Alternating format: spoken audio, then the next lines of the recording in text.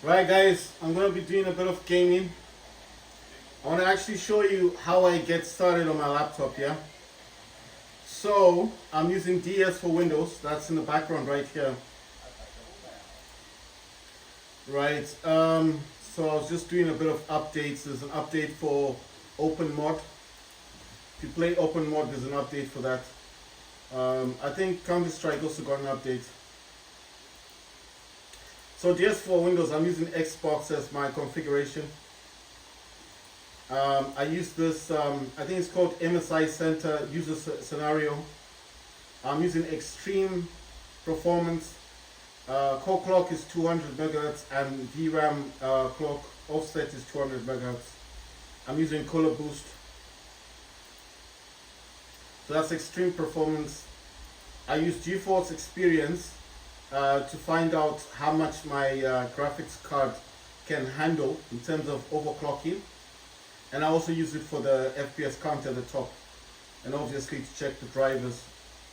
So it does say my drivers are up to date, and you know the DLSS is 3 is now available. I think it's similar to FSR 3. I'm not sure if they're the same. I'm just saying. Right, so my graphics card's up to date. I go into settings over here. You see this option here. It says performance, and it's this part here where you do your tuning. Where this you see this this icon for the settings. That's where you click on, and then this line here is how your card is tested. And up here, the first box here shows you how fast your card can go. Okay. So if you don't know what your card can be overclocked to, use GeForce Experience and check this top box here. So how do you get to it? Okay, this is GeForce Experience. This is home. This is where you do all your optimizing for your games. You know, checking all your games. This is drivers. Yes, check your drivers.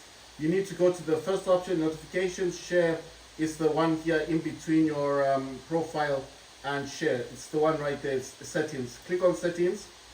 Once you're in here, there's this part called enable extreme mode. You see the line going through? You need to enable it. Once that is enabled, it will show you all the features for your graphics card, what your card is, can do and all that stuff. Mine can do everything.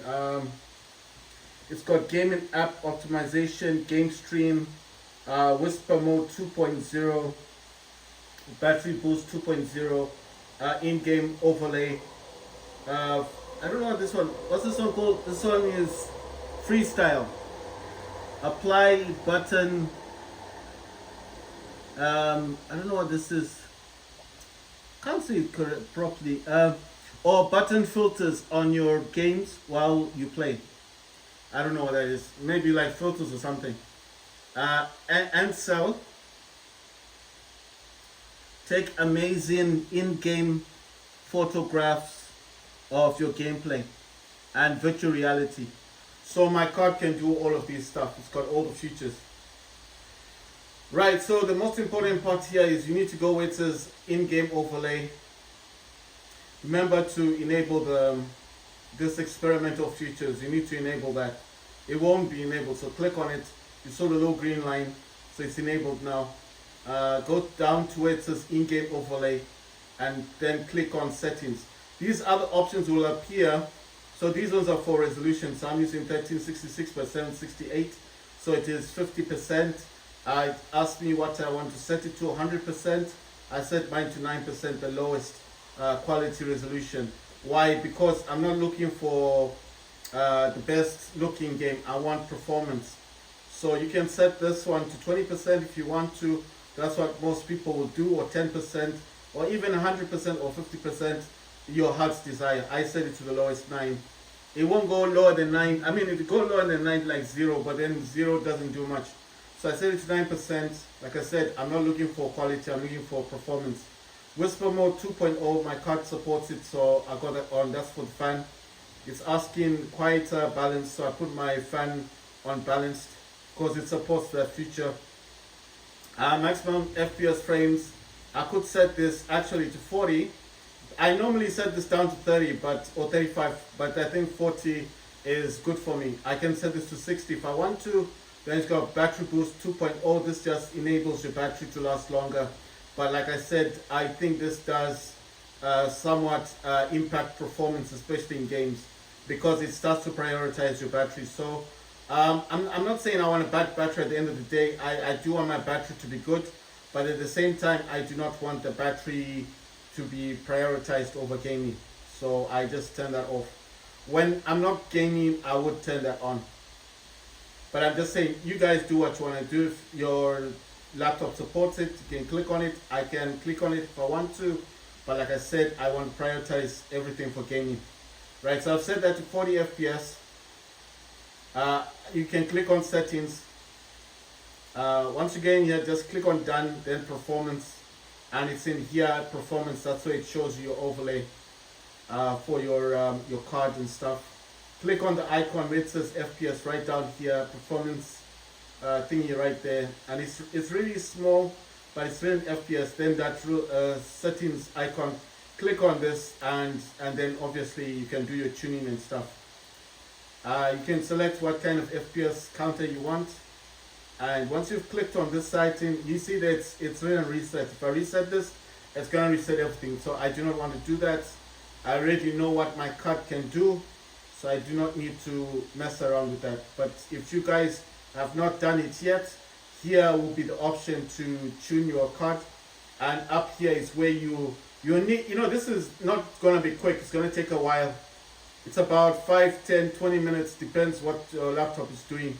And then obviously if it takes like 20 minutes, you need to be sitting down and looking at the top, this top square. The first one. Why the top one? Because that's the one that shows the speed of your card. So it's actually performing a benchmark. So until this line finishes, you can't do anything on your laptop.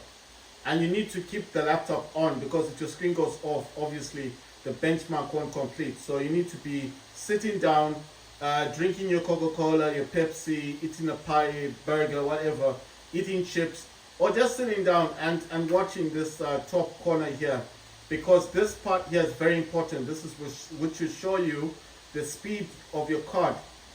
So if this goes to 2000, that means the maximum that your graphics card can do is 2000 megahertz. Mine does 2300, so that's 2300 megahertz. But like I said, I don't have an external fan for my laptop. It gets too hot, it gets unstable, and it can freeze or shut down. That's to protect the laptop. So I do 2100. I'm just showing you now. So when I'm done with this GeForce Experience, that's MSI Center, that's Steam, DS4 Windows, and Windows Mobility Center. This is MSI Afterburner, and the other one is for resolution for Windows, because I don't have FSR or anything like that. I've got DLSS, but that's only in-game. This one is Killer Intelligence Center, that's for Wi-Fi. And I have extreme game mode set up, so this prioritizes gaming for my laptop, right? That's for MSI. So I didn't need to download this. This was already on the laptop. This was already on the laptop. And this is MSI Afterburner. Right. I just want to go in here and show you guys. If I go to this one, if there's anything in here that needs to be updated, I can always set it up, or it will update on its own. But it's just better to set it up. There's a lot of things in there, but I don't want to mess around with the things in there. I'm just saying that's where you get all your stuff. Right, I mean features for your laptop. Let's go to MSI Afterburner. And here I've already set it 1, 2, 3. If I go to 1, then I click on this option. You see it changes. It goes to 1747. Right, 1747. And then if I click on the second one and click down here, it goes to 1950 megahertz. And if I go down to the third one, this is the one I like to use, it goes down to 2130 megahertz. Wow, it's actually doing more than I expected it to do. I'm a bit surprised. I thought it was 2122 the last time when I checked. So let me lift up my phone and zoom right in. There it is, 2130 So that's crazy, 2130, right? So if I go for the first one and click on this one, it changes to 1747, right, megahertz. Click on the second one, and then click here, and it goes to 1950 megahertz, right? So I just want to make sure this is showing you guys 1950 megahertz. And when I go to the third one, the one that I like to use, and click there, it goes to 2130 megahertz at 8300 megahertz memory, and temperature is 29 degrees Celsius. So I'm surprised it's 2130. I thought it was 21, 22 or something like that. So I don't know. I mean, the last time I checked on my laptop, it was showing 21, 22. Right, let me try and zoom out again. Right, so this actually does 2130. I'm very surprised. Now I'm really surprised because I thought it was doing like I thought it was doing 21 22, but it's 2130. Right, so like I said, my laptop does go up to 2130. I mean 2300 megahertz. But like I said last time, if you do not have an external fan, it's gonna get really hot. You see here, it's changed from 1560 up here, 1560 to 2130 megahertz. So that's another way you can check to make sure that it's actually doing that. Right. So I'm using DS4 Windows Xbox configuration. I'm playing War Robots on my laptop. It's a game I like to play a lot. I don't have a battle pass for this game, but I do have a battle pass on, I'm trying to remember. I have a battle pass on my, for Call of Duty, and, right, for Call of Duty I've got a battle pass, and, sorry, I'm trying to zoom in.